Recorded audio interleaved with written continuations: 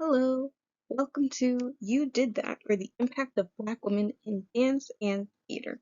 Over the next few minutes, we will examine the history and impact of Black women in professional dance and theater from the 1950s to the present, 2022. To do this, we will look at a total of 5 pieces of art or artists, 2 dance, 2 theater, and one that combines the two.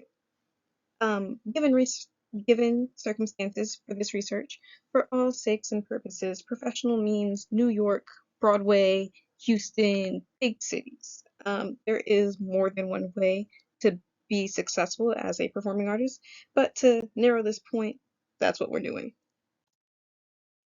To start off, thesis statement. Within the realms of dance and theater, Black women have consistently made content centering on aspects of the Black community and gender and race politics that highlight the plights of women of the African diaspora in America.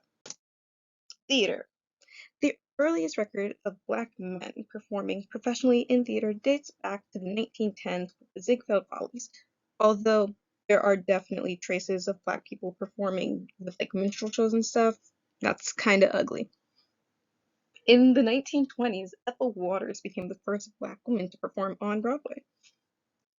In 1959, Lorraine Hansberry debuted A Raisin in the Sun and became the first Black woman playwright on Broadway. The play is about a Black family, the Youngers, and their journey as they decide what to do with the life insurance of Mr. Younger, who recently passed away before the events of the play.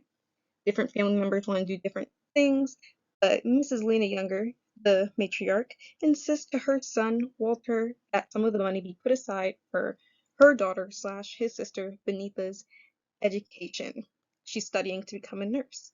And while Benita has a small romance courting subplot in the play, there is more depth to her character than just that. She's passionate about her studies and helping people, including, but definitely not limited to, her own family. The idea that Mrs. Younger allowed her daughter to pursue her education and did not pressure her to settle down was very liberal. And despite the time difference of, say, 50 years, the ideals that were expressed in the play are still very relevant to America and the Black community today.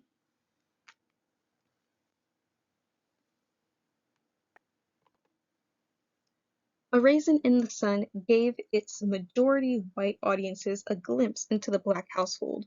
Making its premiere at the beginning of the Civil Rights Movement, this play was also one of the first to really draw in Black people to see theater. Many Black artists in theater attribute their success in part to Hansberry's success. Her play proved that Black people were marketable within theater. And a fun little tidbit about this show, on the opening night of A Raisin in the Sun, the audience, encore after encore, applause, applause, applause, so much so that they actually pulled Lorraine Hansberry from out of the audience and she did a bow on stage. Very cool. Obviously, I wasn't there, but that's what people say. The second play slash playwright that we will be looking at is Lynn Nottage with Ruined. I briefly met Lynn Nottage a few years ago, by the way. She's a very cool human. Lynn Nottage is the first and only Black woman to win the Pulitzer Prize for Drama twice. One of her award-winning plays is Ruined, as we see. Making its off-Broadway debut in 2008, Ruined follows Mama Nadi, the owner of a tavern in the middle of Congo during the war.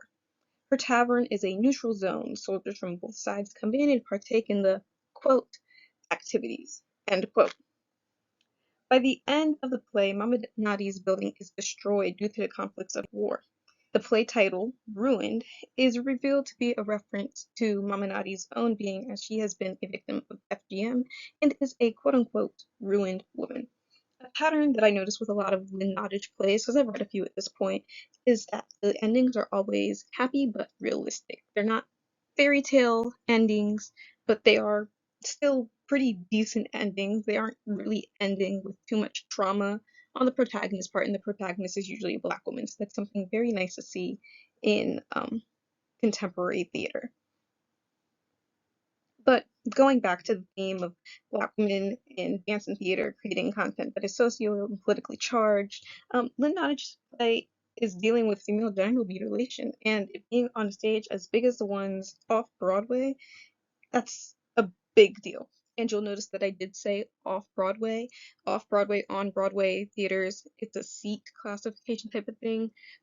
Under 500 seats is off-Broadway, above 500 and up is Broadway. So just a small little detail about that. Dance. Now, Black women in professional dance are not nearly as popular or common as Black women in theater. Granted, there's some overlap in that, but we'll talk about that later. But within the Black dance community, there are a handful of well-known Black women, Misty Copeland being probably who everyone thinks of first, but for now we're going to focus on Debbie Allen. Miss Debbie Allen was born January 16th, 1950, and she grew up in Texas, but then her family moved to Mexico because racism, but moved back to Texas around the time that she was in high school. So she graduated high school in the States and then went on to go to Howard University, um, where she graduated in 1972 with a degree in Greek literature and theater and dance. Duh. Debbie Allen has had a very successful career since graduating Howard University. 20 Emmy nominations, 2 wins, 2 Tony nominations. She's choreographed for countless artists, countless performances, and really within the dance community, she's a household name. Despite all of this, she definitely had her troubles growing up. As I mentioned, her family moved to Mexico when she was young to give them like a quote unquote racist free life. You know, yeah. Um, and that's because she kept getting turned away, like as a child, turned away from dance opportunities, and she wasn't allowed into the schools and this, that, and the other. Because if you look at the time that she was born, she did grow up during the civil rights movements in Texas, mind you. So she's like in the South, but also a bit to the West. It was a whole thing. But now she's very, very popular. And her sister is Felicia Rashad. I didn't know that. I don't know how I didn't know that, but I didn't know that until this project. Very fun. Next, we'll be talking about Dallas Black Dance Theater. Dallas Black Dance Theater is a performing dance troupe located, in case you couldn't tell, in Dallas, Texas. It was founded in 1976 by Ann Williams, and this is their mission statement. The mission of Dallas Black Dance Theater is to create and produce contemporary modern dance at its highest level of artistic excellence through performances and educational programs that bridge cultures and reach diverse communities. Ooh, I love them. Um, they have performed all over the world since their conception, again in 1976. And as you can see, they were founded by a Black woman, Miss Ann Williams.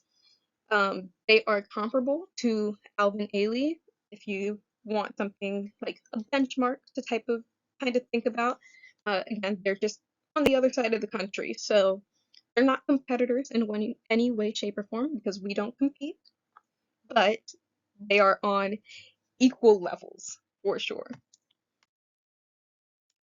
Last but not least, for colored girls. Now, dance and theater can overlap a lot. They overlap a lot, period. Um, but the best example I could think of for this project that also centered Black women was for colored girls who have considered suicide / when the rainbow is enough. First of all, beautiful name. And I found out there's a very interesting story to that name. We can talk about it later. Um, so for Colored Girls, we're specifically talking about the 2022 Broadway revival, written by Takashi Shange, and the 2022 revival was directed and choreographed by Camille A. Brown. For Colored Girls is a choreo poem. You know, there's your new word for the day, choreo poem. And it centers the stories and experience of Black women. More of these stories are actually from the real life events of the playwright Shange. Um, and the people that she knows, not all of them are her lived experiences. But as we said, For Colored Girls is a choreo poem and it centers several Black women and just the stories of them through their everyday lives. The women are in different situations, have different socioeconomic backgrounds, even different appearances, because we don't all look alike. And when the production is done on stage, there's a very heavy dance and movement component to it, hence, choreo. I wanted specific I wanted to specifically look at the 2022 Broadway revival of For Colored Girls that had a limited release. A historical thing about this production is that Camille A. Brown was the director and choreographer for it, the first Black woman to do so on Broadway in like 60, 65 years. 65 years. She was also the first Black woman to be nominated for a Tony Award in both of those categories.